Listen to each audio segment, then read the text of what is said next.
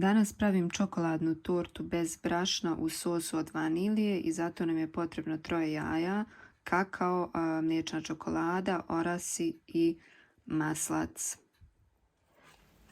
Prvo što sam uradila jeste istopila sam maslac i mliječnu čokoladu. U izmiksana jaja dodajem orahe i kakao, to ću da sjedinim i onda ću tome dodati istopljenu čokoladu i maslac.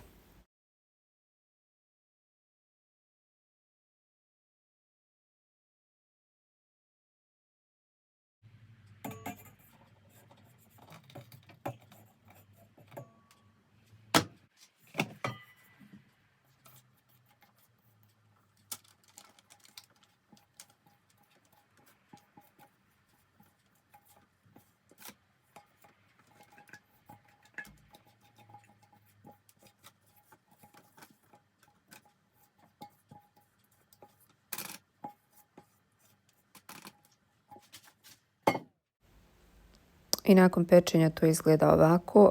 Pekla sam ga na 200 stepeni negdje oko 15 minuta i kada se ohladi poslužit ću ga sa sosom od vanilije i pistacijama.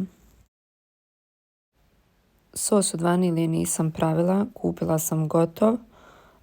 Vi ga možete služiti i sa sladoledom ili sa prilivom od čokolade.